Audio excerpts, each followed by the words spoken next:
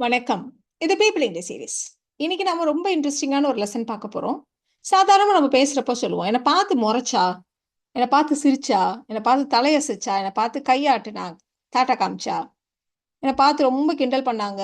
இப்படியெல்லாம் நம்ம சொல்றோம் இல்லையா? ஸோ இந்த இடத்துலலாம் பார்த்துன்னு வருது பாருங்க. ஸோ இதெல்லாம் எப்படி சொல்றது? இப்ப என்னை பார்த்து சிரித்தாள் அப்படின்னா, பார்க்கிறதுனா சி. அதனால ஷி saw me and laughed-ன்னு சொல்லணுமா? அப்படின்னா இல்ல. ஸோ எப்படி சொல்லணும் அப்படின்னா, இந்த மாரி என்னை பார்த்து, என்னை நோக்கி, என்னை கண்டு இத 3க்கும் நம்ம அட்ன்ற ப்ரப்போசிஷன சேர்த்துப்போம். அவ்வளோதான். ஸோ என்னை பார்த்து, என்னை நோக்கி, என்னை கண்டு இந்த மாரிலாம் சொல்றதுக்கு வெர்போட அட்ன்ற ப்ரப்போசிஷன பின்னாடி சேர்த்துப்போம். பொதுவா ப்ரப்போசிஷன் அப்படின்னா நவுனுக்கு முன்னாடி வரும். பட் இந்த மாரி சொல்ற இடங்கள்ல நாம வந்து வெர்புக்கு பின்னாடி சேர்க்க போறோம். ரொம்ப சிம்பிளான ஒரு எக்ஸாம்பிள்லேருந்தே ஸ்டார்ட் பண்ணலாம். அவள் என்னை பார்த்து சிரித்தாள். இதுதான் சென்டென்ஸ். ஸோ நம்ம ஃபர்ஸ்ட்டு செய்ய வேண்டியது யார்? அப்படின்ற கேள்விக்கு என்ன செய்தார்கள் அப்படின்ற கேள்விக்கான பதில். அவள் யார் அப்படின்னா அவள். அதுதான் சப்ஜெக்ட். என்ன செய்தால்? சிரித்தாள். அதுதான் verb. So subject and verb identify பண்ணிட்டீங்கனாலே இந்த சென்டென்ஸ்ல பாதி வேலை முடிஞ்சிருச்சு. அடுத்தது முக்கியமான வேலை என்னன்னா அது என்ன டென்ஸ்ல இருக்கு? சிரித்தாள் அப்படின்னு இருக்கு. பாஸ்ட் டென்ஸ் இல்லையா? ஸோ சப்ஜெக்ட் வந்து ஷீ. இந்த இடத்துல வேர்ப் வந்து என்ன செய்தாள் அப்படின்னா சிரித்தாள், லாஃப். அப்ப அத வந்து பாஸ்ட் டென்ஸ்ல லாஃப்ட் அப்படின்னு போட்டிருக்கோம். என்னை பார்த்து சிரித்தாள்னு இருக்கு. ஸோ பார்த்து சிரித்தாள்னு இருக்கு. அதனால அட்ன்ற வார்த்தையை பின்னாடி சேர்த்துக்கிறோம். She laughed at. யாரை பார்த்து அப்படிங்கிறது தான் கடைசியா வரணும். என்னை பார்த்து அப்படின்றதுனால she laughed at me. So ஆப்ஜெக்டா வர்றப்ப நம்ம ஐன்னு யூஸ் பண்ண முடியாது. ஸோ ஐக்கான ஆப்ஜெக்ட் ப்ரொனவுன் வந்து மீ. என்னை, எனக்கு அப்படின்னா me. She laughed at me. அவ்வளோதான். ஸோ நம்ம பண்ண வேண்டியது 3 ஸ்டெப் தான். யாரு, என்ன செஞ்சாங்க? இது 2த்தையும் பார்த்துட்டு என்ன டென்ஸ்ன்னு கண்டுபிடிச்சிட்டா போதுமானது. ரொம்ப சிம்பிளா இந்த மாதிரி சென்டென்சஸை நம்ம ஃப்ரேம் பண்ணிடலாம். பெரும்பாலும் இங்க எல்லா சென்டென்சஸையுமே நம்ம வந்து பாஸ்ட் டென்ஸ்ல தான் கொடுத்துருக்கோம். ஒரே மாதிரி ஈஸியா இருக்கட்டும் அப்படிங்கிறதுக்காக. நீங்க எந்த டென்ஸ்ல வேணா இதே ஸ்ட்ரக்சரை யூஸ் பண்ணலாம். இப்போ அவள் என்னை பார்த்து சிரிக்கிறாள் அப்படின்னு ப்ரெசன்ட் டென்ஸ்ல இருக்குன்னு வச்சுக்கோங்களேன். அப்போ ஷி இஸ் லாஃபிங் அட் மீ அப்படின்னு இருக்கும். அவ பாஸ்ட்ல என்னை பார்த்து சிரித்து கொண்டிருந்தாள் அப்படின்னு சொல்றதா இருந்தா ஷி வாஸ் லாஃபிங் அட் மீன்னு இருக்கும். அவ்வளவுதான். ஸோ இந்த வேர்புக்கான டென்ஸை மட்டும்தான் நம்ம வந்து சேஞ்ச் பண்ணுவோம். மற்றபடி எல்லா வார்த்தைகளும் இதே மாதிரி தான் இருக்கும். சரி, இப்போ சத்தமா சிரித்தால் நம்ம வந்து லாஃப் அப்படின்னு நம்ம சொல்லுவோம். ஸோ யாரையாவது தெரிஞ்சவங்களை பார்த்தா நம்ம ஜஸ்ட் ஒரு புன்னகை செய்வோம் இல்லையா? அதுதான் நம்ம வந்து ஸ்மைல் அப்படின்னு நம்ம சொல்லுவோம். ஸோ அவள் என்னை பார்த்து புன்னகை செய்தாள் அப்படின்னு சொன்னாலும் இதே மாதிரி தான் நம்ம சொல்ல போறோம். அவள் அப்படின்றத அந்த இடத்துல சப்ஜெக்ட் ஷீ. என்ன செய்தால்? ஸ்மைல் பண்ணா. என்னை பார்த்து ஸ்மைல் பண்ணா. அதனால ஸ்மைல்ட் அட் மீ. பாஸ்ட் டென்ஸ்ல தான் இங்கேயும் இருக்கு. So she smiled at me. என்னை பார்த்து ஷி ஸ்மைல்ட் அட் மீ. என் அம்மா என்னை பார்த்து கத்தினார்கள். கத்துறது அப்படிங்கிறப்போ 2 விதமா சொல்லுவோம். ஒண்ணு வந்து கோபத்தோட கத்துறது, திட்டுற மாதிரி கத்துறது. இன்னொன்னு கோபம் இல்லை, ஜஸ்ட் கால் விழணுங்கிறதுக்காக கத்தி சொல்றது. இல்லைன்னா ஜஸ்ட் என்ஜாய்மெண்ட்டுக்காக கத்துறது. ஸோ கோபம் இல்லாமல் கத்துறத வந்து நம்ம வந்து ஷவுட் அப்படின்னு நம்ம சொல்லுவோம். ஸோ இப்போ எங்கள் அம்மா என்னோட காலில் விழுணுங்கிறத அதை எடுத்துட்டு வா அப்படின்னு கத்துறாங்கன்னு வச்சுக்கோங்களேன். அதுதான் நம்ம இந்த இடத்துல சொல்கிறோம். ஸோ யார் அப்படின்னா என்னுடைய அம்மா சப்ஜெக்ட். My mom. என்ன செஞ்சாங்க? கத்துனாங்க. கோபம் இல்லாமல் ஜஸ்ட் எனக்கு கால் விழணுங்கிறதுக்காக கத்துனாங்க. அதனால ஷவுட். பார்த்து கத்தினார்கள் இருக்கிறதுனால ஷவுட்டட் அட். என்னை பார்த்துன்னு இருக்கிறதுனால me. My mom shouted at me. My mom shouted at me. So கோபம் இல்லாமல் கத்துறப்ப நம்ம ஷவுட் அட்ன்னு சொன்னோம். கோபமா திட்டுற மாதிரி கத்துனாங்க அப்படின்னா இதே சென்டென்ஸ்ல நம்ம ஷவுட்டுக்கு பதிலாக எல்ன்ற வார்த்தையை யூஸ் பண்ண போறோம். My mom yelled at me. My mom yelled at me. கோபமா என்ன திட்டினாங்க, கத்தி திட்டினாங்க. ஸோ அடுத்த சென்டென்ஸ் அவள் என்னை நோக்கி சுட்டி காட்டினாள், என்னை பார்த்து சுட்டி காட்டினாள் அப்படி நம்ம சொல்ல போறோம். ஸோ இந்த இடத்துல பார்த்தீங்கன்னா இந்த மாதிரி விரல்களால் இவங்க தான் அப்படின்னு காட்டுறது. ஸோ அதுதான் நம்ம வந்து பாயிண்ட் பண்றது அப்படின்னு நம்ம சொல்லுவோம். ஸோ இந்த இடத்துல வேர்ப் வந்து பாயிண்ட். ஸோ இந்த இடத்துல வந்து சுட்டி காட்டினாள் அப்படின்னு பாஸ்ட் டென்ஸ்ல இருக்கு. So pointed. She pointed at me. என்னை நோக்கி சுட்டி காட்டினாள். She pointed at me. இப்ப அவனை நோக்கி சுட்டி காட்டினாள் அப்படின்னு சொல்றதா இருந்தா ஷீ பாயிண்டட் அட் ஹிம் அப்படின்னு நம்ம சொல்லுவோம் இல்லையா?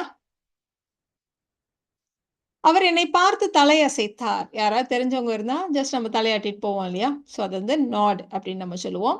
ஸோ தலையசைத்தார் அப்படின்னு இருக்கு பாஸ்ட் டென்ஸ்ல. அதனால நம்ம nodded அப்படின்னு நம்ம சொல்ல போறோம். ஸோ அவர் அப்படின்றதுனால யார் செய்தது? அவர். அதனால he, அதுதான் subject. He nodded at me. அவர் என்னை பார்த்து தலையசைத்தார். He nodded at me. இப்ப அவர் அவளை பார்த்து தலையசைத்தார் அப்படின்னு சொல்றதா இருந்தா he nodded at her அப்படின்னு நம்ம சொல்லுவோம் இல்லையா?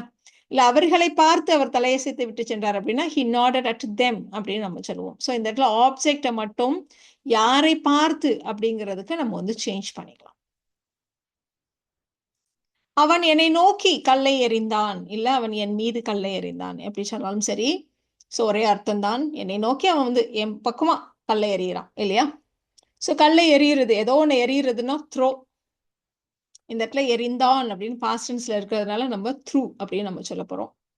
இந்த இடத்துல யூஸ்வலா வந்து நம்ம வந்து வெறுமனே எறிந்தான் அப்படி மட்டும் இருந்துச்சு. என்னை பார்த்து தலையசைத்தார், என்னை பார்த்து கத்தினார், இந்த மாதிரி வேர்ப் மட்டும் தான் இருந்துச்சு. ஆனா இந்த இடத்துல கல்லை எறிந்தான்னு ஸ்பெசிஃபிக்கா கல்லுன்ற ஒன்னையும் சேர்த்து நம்ம சொல்லணும். அதனால த்ரோ அட்ன்ற இந்த வேர்ப் ப்ரெப்போசிஷன் காம்பினேஷனை கொஞ்சம் இடையில பிரிச்சு எதை எரிஞ்சாங்களோ அதையும் நடுவில் போட்டோம்.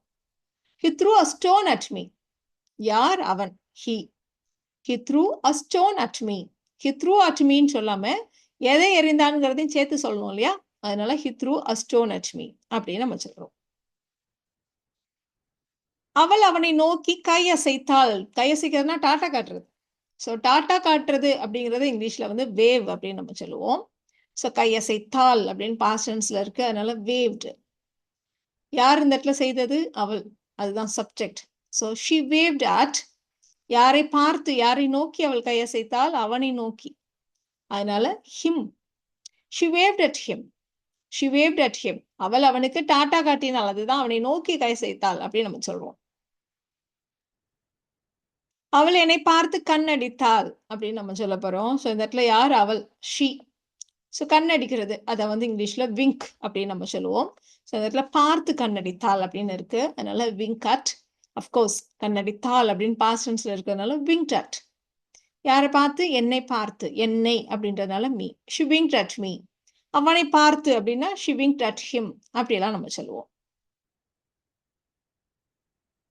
அவள் என்னை பார்த்து முகத்தை சுளித்தாள், புருவத்தை நெரித்தாள், நெற்றியை சுருக்கினாள், இந்த மாதிரி எப்படி சொல்றதா இருந்தாலும் சரி, இந்த எக்ஸ்பிரஷனை தான் நம்ம வந்து ஃப்ரௌன் அப்படின்னு நம்ம சொல்லுவோம். இந்த மாதிரி ரெண்டு புருவமும் ஒன்னா சேரும். கோபம் படுறப்பையும் இந்த மாதிரி நம்ம புருவத்தை சேர்ப்போம், யோசிக்கிறப்பையும் இந்த மாதிரி புருவத்தை சேர்ப்போம், எல்லா முகத்தை சுளிக்கிறப்பையும் நம்ம இந்த மாதிரி செய்வோம். ஸோ எல்லாத்துக்குமே நம்ம வந்து ஃப்ரௌன்ன்ற வார்த்தையை தான் யூஸ் பண்ணுவோம். ஸோ என்னை பார்த்து அப்படின்னு இருக்கிறதுனால ஃப்ரௌன் அட். சுளித்தாள், சுருக்கினாள் எல்லாமே பாஸ்ட் டென்ஸ் தான் இல்லையா? So ஃப்ரௌண்ட் at.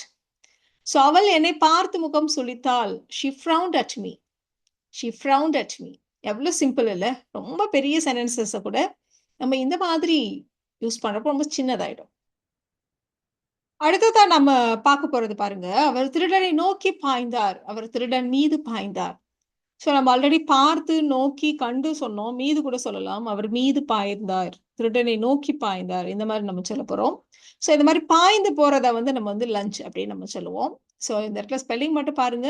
LUNGE ஆன ப்ரொனன்சியேஷன் லஞ்ச் அப்படிங்கிற மாதிரி தான் இருக்கும். ஸோ திருடனை நோக்கி பாய்ந்தார்னு இருக்கிறதுனால லஞ்ச் அட் அப்படின்னு நம்ம சொல்ல போறோம். ஸோ யார்? அவர். ஹி. யார் மீது பாய்கிறார்? யாரை நோக்கி பாய்ந்தார் அப்படின்னா திருடனை நோக்கி, த thief. He lunged at the thief. He lunged at the thief.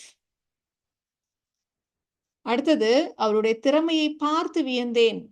அவருடைய திறமையை கண்டு வியந்தேன். எப்படி வேணா நம்ம சொல்லலாம். ஸோ பார்த்து நம்ம வியப்புறுவதை, ஆச்சரியம் அடைகிறதை நம்ம வந்து மார்வெல் அப்படின்னு நம்ம சொல்லுவோம். ஸோ பார்த்து வியந்தேன், கண்டு வியந்தேன்னு இருக்கு. அப்போ மார்வெல் அட். யாரு வியந்தது? நான் வியந்தேன். அவளுடைய திறமையை கண்டு நான் வியந்தேன் அப்படிதான் இருக்கு. ஸோ அப்போ தட் சப்ஜெக்ட் யாரு? ஐ. எதை கண்டு? அவளுடைய திறமையை, her talent. I marveled at her talent. I marveled at her talent. நாய் சிறுவனை பார்த்து உருமியது. ஸோ உருமுறதுன்னா அப்படியே குறைக்கிறது இல்லாம ஒரு சவுண்டு விடும் இல்லையா? பயங்கரமா.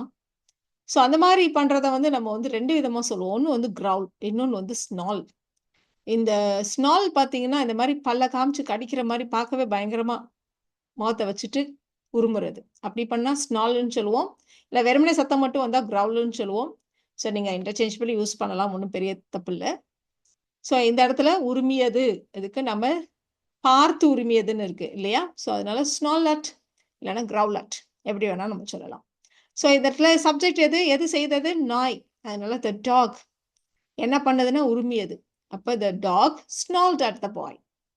த dog snarled at the boy இல்லைன்னா த டாக் கிரவுல்ட் அட் த பாய் எப்படி வேணா சொல்லலாம்.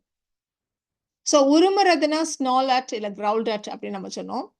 இப்போ அதுவே குறைக்கிறது, நாய் என்னை பார்த்து குறைச்சிச்சு, நாய் அந்த பையனை பார்த்து குறைச்சிச்சு, அவனை நோக்கி குறைத்தது, இப்படிலாம் நம்ம சொல்கிறோம். ஸோ குறைக்கிறதுக்கு இங்கிலீஷில் பார்க் இல்லையா? ஸோ பார்த்து நோக்கின்னு சேர்த்து வர்றதுனால நம்ம பார்கட் அப்படின்னு நம்ம சொல்லியிருக்கோம். ஸோ நாய் சிறுவனை பார்த்து, ஸோ நாய் சப்ஜெக்ட், சிறுவன் தான் object. The dog barked at the boy. The dog barked at the bye.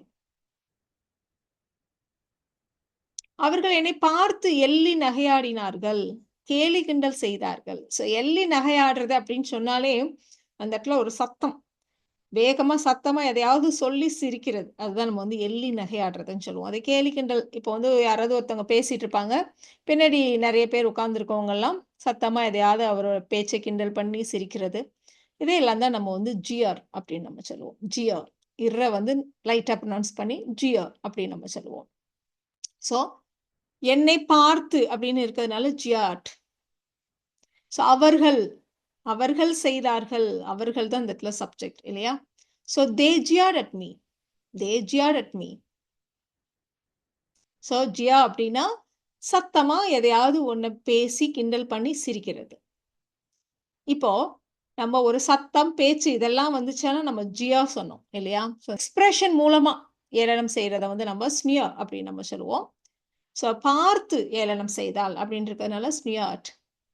So வாய் வார்த்தைகள் சத்தம் பேசி சிரிச்சு அப்படியெல்லாம் வந்தா ஜியா, முக எக்ஸ்பிரஷன் மூலமா ஏளனம் செய்தால் ஸ்மியர். ஸோ யார் செய்தது? அவள். அதனால ஷி. செய்தால் அப்படின்றதுனால she smeared at me. She smeared at me. அடுத்தது குழந்தையுடைய நடனத்தை, ஏதோ ஒரு ஆச்சரியப்படத்தக்க ஒரு விஷயத்த பார்த்து நாங்கள்லாம் அப்படியே ஆச்சரியத்துல வாயை பொளந்தோம். ஆன்னு இப்படி வாயை பார்த்து பார்த்துட்டு இருந்தோம் அப்படி சொல்லுவோம் இல்லையா? ஸோ அதுதான் நாம கேப் அப்படின்னு நம்ம சொல்லுவோம். ஸோ குழந்தையோட நடனத்தை பார்த்து நாங்கள் ஆச்சரியத்தில் அப்படியே வாயை பிளந்தோம், கண்டு நாங்கள் ஆச்சரியத்தில் வாயை பிளந்தோம் அப்படின்னு சொல்ல போறோம். ஸோ அதனால பார்த்து கண்டுன்னு இருக்கிறதுனால கேப் ஆர்ட் அப்படின்னு நம்ம சொல்ல போறோம். ஸோ யார்? நாங்கள். ஸோ அதனால சப்ஜெக்ட் வி. எதை பார்த்து? குழந்தையினுடைய நடனத்தை பார்த்து, ஒரு சின்ன பிள்ளை இப்படிலாம் ஆடுதே அப்படின்னு சொல்லி. ஸோ சைல்ட்ஸ் டான்ஸ் தான் இந்த இடத்துல object. We gaped at the child's dance. We gaped at the child's dance. இது தவிர நம்ம வந்து இந்த பார்க்கறதுங்கிற அர்த்தத்துல நிறைய வார்த்தைகள் வரும். அதையெல்லாம் இந்த மாதிரி அட்டோட சேர்த்து யூஸ் பண்ணுவோம். ஸோ ரொம்ப சிம்பிளான ஒரு வார்த்தை பாருங்க. அவர் என்னை பார்த்து முறைத்தார் அப்படின்னு நம்ம சொல்றோம். ஸோ முறைக்கிறதுங்கிறப்போ கோபமா முறைக்கிறது ஒன்று இருக்கு, கோபம் இல்லாமல் முறைச்சு இப்படி பார்த்துட்டே இருக்கிறது ஒன்று இருக்கு. ஸோ கோபமாக முறைத்தார் அப்படின்னா அந்த இடத்துல நம்ம கிளேர் அப்படின்ற வார்த்தையை யூஸ் பண்ணுவோம். ஸோ கோபமாக பார்த்து கோபமாக முறைத்தார் அப்படின்றதுனால கிளேரட் அப்படின்னு நம்ம சொல்ல போறோம். அவர் அப்படின்றதுனால he glared at me. he glared at me. So அடுத்தது பார்த்தீங்களான்னா, அவர் என் பக்கம் பார்த்தார், என்னை பார்த்தார். ஆல்ரெடி பார்க்கிறதுன்னு தான் இருக்கு. என்னை பார்த்து பார்த்தார், என்னை நோக்கி பார்த்தார்ன்னு சொன்னா நல்லா இருக்காது இல்லையா? அதனால வெறுமனே அவர் என்னை பார்த்தார் மட்டும் தான் நம்ம இந்த இடத்துல போட்டிருக்கோம். ஆனா அந்த மாதிரி சொன்னாலும் கரெக்ட் தான். அவர் என்னை நோக்கி பார்த்தார்னா வேற பக்கம் பார்வை இருக்கும். நம்மளை நோக்கி பார்வையை திருப்பினார். அதுதான் நம்ம வந்து லுக் அப்படின்னு நம்ம சொல்லுவோம். ஸோ இந்த சீக்கும் லுக்குக்கும் அதுதான் டிஃபரன்ஸ். நம்ம ஆல்ரெடி வேற ஏதாவது ஒன்று பார்த்துட்டு இருப்போம். நம்ம பக்கம் பார்வையை திருப்பினால் அப்போ வந்து லுக் அட். அதனால தான் நம்ம சொல்லுவோம், இதை பாரேன் அப்படிங்கிறப்போ உன்னுடைய பார்வையை இந்த பக்கம் திருப்பேன் அப்படின்னு சொல்ற மாதிரி, ஏய் லுக் அட் திஸ் அப்படின்னு நம்ம அதனால தான் சொல்றோம். ஸோ அதுதான் சீக்கும் லுக்குக்குமான டிஃப்ரென்ஸ். ஸோ அவர் வேற பக்கம் பார்த்துட்டு இருந்தவர் என் பக்கம் பார்வையை திருப்பினார் அப்படின்னு சொல்றதுக்கு தான் ஹி லுக்ட் அட் மீ அப்படின்னு நம்ம சொல்றோம். He looked at me. So நம்ம ஆல்ரெடி கிளேர் சொன்னோம் இல்லையா? முறைச்சு பார்க்கறது அப்படின்னு. முறைச்சு கோபமாக முறைச்சு பார்த்தால் நம்ம கிளேர்ன்னு சொன்னோம். கோபம் இல்லை, சும்மா ரொம்ப சாதாரணமா ஒருத்தரையே முறைச்சு இப்படி பார்த்துட்டே இருக்கிறது, கோபம் இல்லாமல். ஸோ அதனால உற்று பார்க்கிறதுன்னு வச்சுக்கலாம். தமிழ்ல சொல்றப்ப ஸ்டேரை முறைக்கிறதுன்னு சொல்லுவாங்க. பட் ஆனால் கோபமான முறைப்பு இல்லை. ஸோ ஒருத்தவங்களையே பார்த்துட்டே இருக்கிறது, ரொம்ப பிடிச்சி போய் பார்த்துட்டு இருக்கிறது. ஸோ அது மாதிரி உற்று பார்க்கிறத நம்ம வந்து ஸ்டேர் அப்படின்னு நம்ம சொல்லுவோம். ஸோ நான் அவளையே பார்த்து கொண்டிருந்தேன். ஸோ இந்த இடத்துல வந்து ஆல்ரெடி பார்த்துட்டு தான் இருக்கோம். நான் அவள் பக்கம் பார்த்து கொண்டிருந்தேன் வேணா சொல்லலாம். ஸோ அவளை பார்த்து கொண்டிருந்தேன்னா சென்டென்ஸ் கரெக்ட்டா இருக்காதுன்றதுனால, அந்த பார்த்து, நோக்கி, கண்டுங்கிற வார்த்தைய இந்த இடத்துல கொண்டு வர முடியாது. So I was steering at her. நான் வந்து பார்த்து கொண்டு இருந்தேன்னு இருக்கு. பார்த்தேன் அப்படின்னா, ஐ ஸ்டேட் அட் ஹர்ன்னு சொல்லுவோம். பார்த்து கொண்டு இருந்தேன் அப்படின்னு இருக்கிறதுனால, I was steering at her. So இந்த வீடியோல நாம இந்த பார்த்து செய்றது, நான் பார்த்து கிண்டல் பண்ணாங்க, என்னை பார்த்து திட்டினார்கள், என்னை பார்த்து கத்தினார்கள், என்னை பார்த்து முறைத்தார்கள். இந்த மாரி வர்றப்போ, நம்ம எப்படி இந்த அட்ன்ற ப்ரப்போசிஷன சேர்த்து வெர்போட சேர்த்து யூஸ் பண்றது அப்படின்றத தெரிஞ்சுக்கிட்டோம். இந்த வீடியோ உங்களுக்கு யூஸ்ஃபுல்லா இருக்கும்னு நெனைக்கிறேன். Thank you so much.